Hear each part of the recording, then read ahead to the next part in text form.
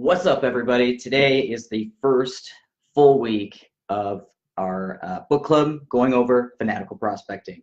So I'm going to start off by pointing out, if you purchased the book, you may have already seen this in the foreword, but the gentleman that wrote this book is very passionate about helping people be successful. And one of the really cool resources that he provides for people, fanaticalprospecting.com. There's a ton of different blogs and videos, scripts, resources, things that you can download and really start to learn more about the craft of prospecting. So chapters 1 through 4, a couple of things, bullets that are going to be the highlights of what we talk about today. The paradox of basics and the real estate 90-10 rule. It says 80-20 for general salespeople in the book, but we're going to adapt a lot of this to real estate, obviously. The 7 mindsets of prospecting, 2.0 prospecting versus the interrupt. I think this is a really important one to get started on for our book, for this book club. And yikes, the phone is scary, oh my God. And what that interruption for your prospects looks like. So we'll get started with the paradox of basics. Now, I'm going to read a little bit out of the book just so that we have a clean reference as we're moving forward. And for you that didn't read the book and you want to get a little bit more insight through us in the book club, which is fine because you're here and you're paying attention to the information. That's an important thing. So, real secret of sustained sales. And the paradox of basics is a truth that is so blatantly obvious it has become impossibly invisible. So think about that for a second. We have found so many reasons to just like step away from prospecting, to have the wrong mindset on it, and it's so in your face that it's part of your reality already and you don't even realize it. And that's just way too true. Superstars, rock stars view prospecting as a way of life. And I mean, real estate has to be a way of life, right? Because in order to be successful, you need to be available, you need to be passionate, you need to always be working on your craft and finding a new way to do things to make you more successful, really understanding the market. So this is way too true for in sales generally, but also for us as realtors. So there's a couple of excuses that I like that they put in here and some things that would kill your mindset to get into prospecting. So the best prospectors don't make excuses. Oh, this is not a good time to call because they might be at lunch. They don't complain. Well, nobody's calling me back. That's a big one. I hear that all the time in my office. They don't whine. Oh, these leads are bad. That's a very common phrase throughout our entire industry. Oh, the leads are bad. I need more leads. So they don't live in fear. Instead of, what if she says no? What if they don't like me? What if it's a bad time? They don't procrastinate. I don't have time right now. I'll catch up tomorrow. They prospect when times are good because they know that rainy day is right around the corner. They prospect when times are bad because they know that fanatical prospecting is the key to survival. And they prospect even when they don't feel like prospecting. That's huge. Because it needs to be a way of life. And so, I mean, what it boils down to, the next step in keeping it real, in sales, business, and life, there are 3 things that you can control. 3 things. Your actions, your reactions, and your mindset. And this is so true. I mean, objection handling, period. Mindset and reaction. How are you reacting to that? How are you reacting to that objection? And is your reaction because of your mindset? I mean, they all go together. They all go together. So let's talk about the 7 mindsets. I think this is a good jump to that. So 7 mindsets. I'm going to just read the bullets off and we'll talk about them as a whole.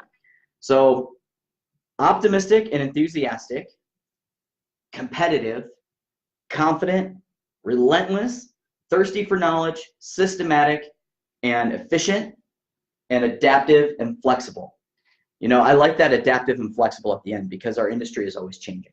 And if something doesn't work, then, you know, given the correct amount of time, you know, like a farm could take 6 months to a year for you to see any result from it. But staying consistent and making sure that you can adapt when things need to. I mean, think about the crash, right? Everybody was in real estate because if you could fog a mirror, you could buy a house. And everybody was out buying, they were buying new builds, like things were expanding. It was, you know, crazy awesome for business. And so what happens, All of these people flooded into the industry because it's easy cash, and they think that real estate is easy cash. But what happened when the bottom fell out? You had the people that adapt and figure out how to still be successful. They jump into, they get short sale certified. They figure out the ROI. You guys know what I'm trying to say. REO. It's early. It's a Saturday. Come on, give me a break. But the individuals that could come up with a way to adapt to what's happening in the market now, it's coming. It won't happen as it did last time, likely. But the individuals that are just focusing on the easy way out right now will not be in the business in 6 years or whatever, well, even possibly 6 months. But whenever things change, they won't be able to adapt to that new market and how to be successful. So the next big thing, to cold call or not to cold call. So one of the things that I like that he talks about in the book is what he calls sales 2.0, prospecting 2.0. And what that is, it's going onto Zillow and buying a crap load of leads and just calling because those people are ready. Having your website with a landing page, all of the different ways that you can pay for leads. You pay those people to come to you. But with the cold call, it doesn't necessarily have to be picking up the phone and going. I mean, if you're calling FSBOs or expireds, if you're able to get a free list, that's that's cold calling to a T. But open houses, is that not cold calling? Door knocking, is that not cold calling? These individuals aren't necessarily raising their hand. You're becoming a face within the community. You are interrupting their pattern to talk about real estate and possibly unraveling something in their mind so that they go, wait a minute, now might be the time to buy a home. You got to diversify. That's the point. I'm not saying that you should ditch all of your online leads because you can make a lot of money in it if you use fanatical prospecting as your mindset and your process, but you got to diversify. Diversify your pipeline and how things are coming into you, because there are statistics, I don't know off the top of my head, I probably should have looked it up, but I'm just now thinking about it. So there are statistics that state that when there were less websites and less surfers and people weren't really that informed about how to utilize online for making purchases versus now, the ratio is actually not any different. Like the amount of leads and the amount of sales, the ratio is the same as the amount of leads and the amount of sales. So if you think about it, it's kind of fascinating. And you've got a lot more people purchasing those leads. So you've got more people that you're fighting with in order to go after these warm prospects. So all right, let me get back to that one here. So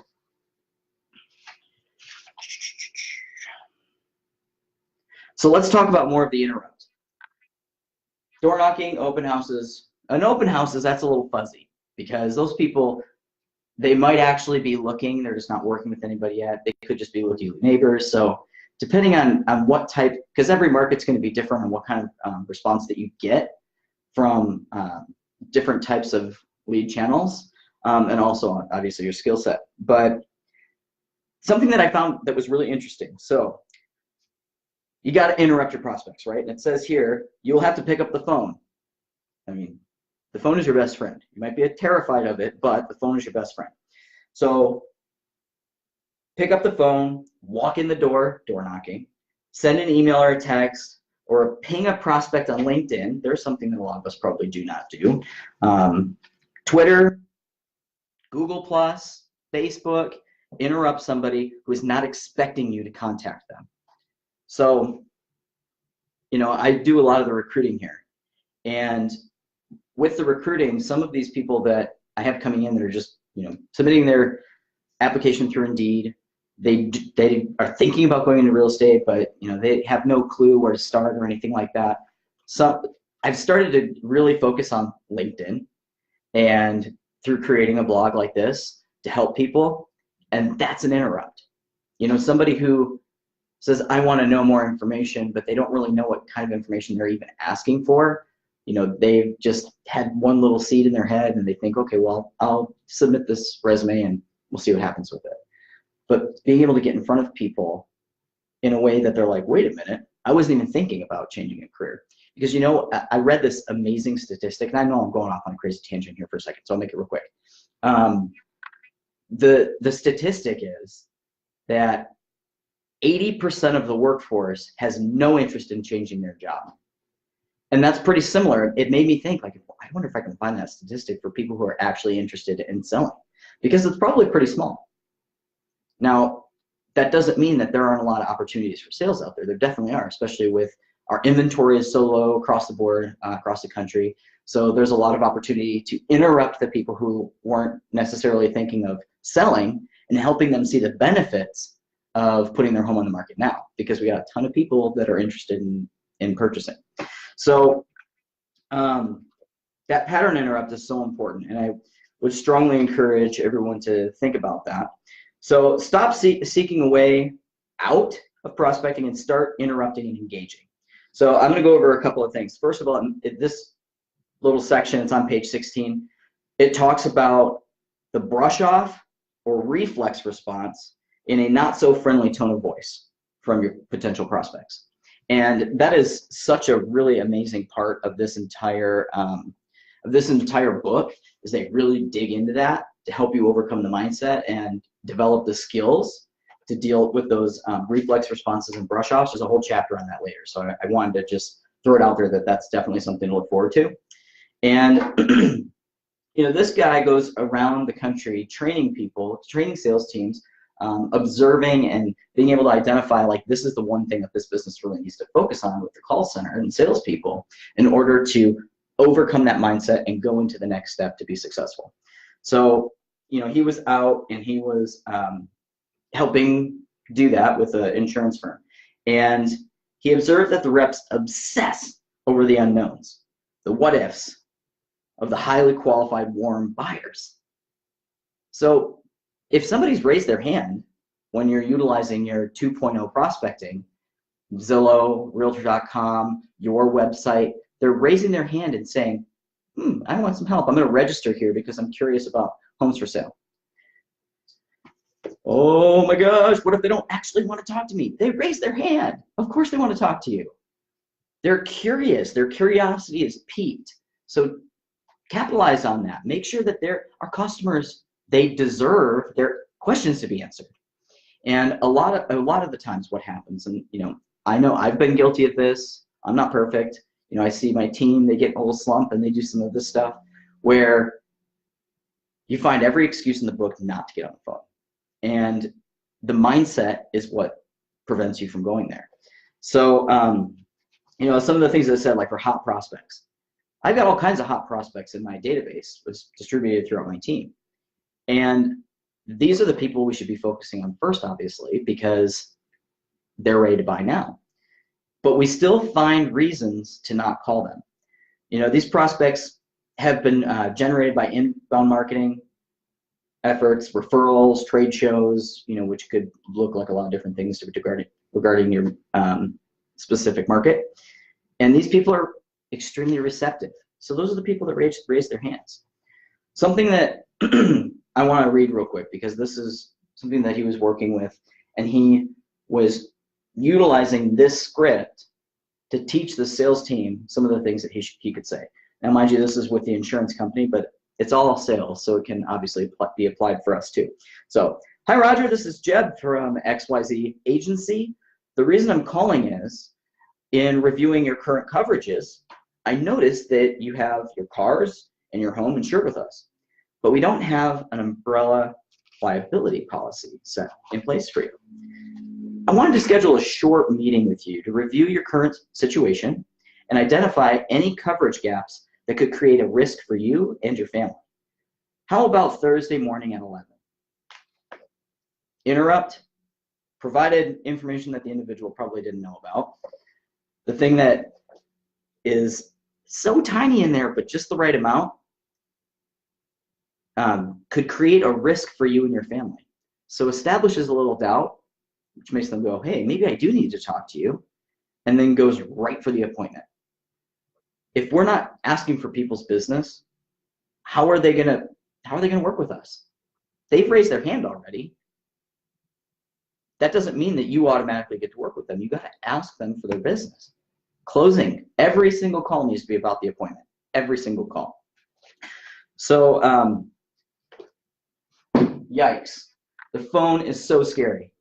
And, you know, I'm not going to go down the crazy objections and things that we fear about people saying. But at the end of the day, we get our own way. We're so concerned about how scary the phone is, and a lot of the times we don't even realize we're doing it. You know, it's time for a glass of water. I need to make sure that my throat is nice and open and, you know, ready to go for my calls. Well, I got to be awake for my calls too, so I'm going to go get a cup of coffee. Oh, but I should definitely read a little bit more about how the market stats are today, because they may have changed from yesterday when I did the same thing. So I really need to make sure that I'm not coming up with all of these different reasons to not get on the phone. And it's really, you're just distracting yourself. Do an interrupt on yourself. Just pick up the phone and dial. It's math. Prospecting is math. And the more people you call, the more successful you will be, which is also a good segue into next week's chapters. So at the end of the day, there's not a one-size-fits-all prospecting strategy. You know, the formulas are based on prospecting to your market, to your industry, which, you know, obviously is real estate, the product and the service that you provide. All of that is going to determine how you need to react to these individuals. And then the one last thing that I wanted to talk about before we move on to next week, pipeline. So this is all touching slightly on your pipeline. And this 2.0 strategy